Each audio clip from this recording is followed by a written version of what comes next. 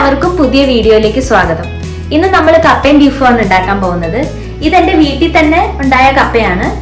കപ്പയിൽ starch ഉണ്ടെങ്കിലും കപ്പയിൽ നിറയെ fibre ഉണ്ട്. അതുകൊണ്ട് തന്നെ കപ്പയും ബീഫും നല്ലൊരു കോമ്പിനേഷൻ ആണ്. എങ്ങനെയാണ് നമുക്കിത് തയ്യാറാക്കുന്നത് നോക്കാം.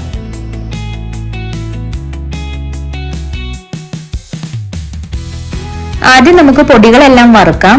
3 ടേബിൾ സ്പൂൺ മല്ലിപ്പൊടി, 3/4 ടേബിൾ സ്പൂൺ മുളക് പൊടി, 1 ടീസ്പൂൺ മഞ്ഞൾപ്പൊടി. ഇതെല്ലാം നമുക്ക് ഡ്രൈ റോസ്റ്റ് ചെയ്തെടുക്കാം.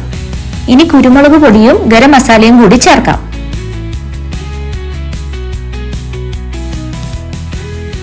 ഇനി പാത്രത്തിൽ കുറച്ച് എണ്ണ ഒഴിച്ച് കുറച്ച് ചുവന്നുള്ളി, ഇഞ്ചി, പച്ചമുളക്, വെളുത്തുള്ളി ഇതെല്ലാം ചതച്ചത് നമുക്ക് നന്നായിട്ട് വഴറ്റിയെടുക്കാം. ഇത് മൂത്ത് വരുമ്പോൾ വറുത്ത് വെച്ചിരിക്കുന്ന പൊടികൾ ചേർത്ത് കൊടുക്കാം. ഞാനിവിടെ പൊടി കരിയാതിരിക്കാൻ കുറച്ച് വെള്ളം കൂടി ഒഴിച്ചു കൊടുക്കുന്നുണ്ട്. അത് കഴിഞ്ഞ് നമുക്ക് കുറച്ച് വേപ്പില ഇടാം.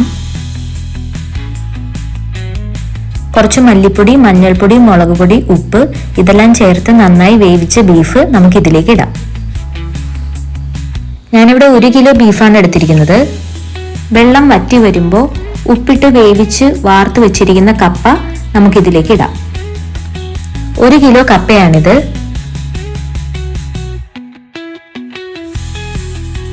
ആവശ്യത്തിന് മല്ലിയിലയും ചേർത്ത് നന്നായി ഇളക്കി സെർവ് ചെയ്യാം.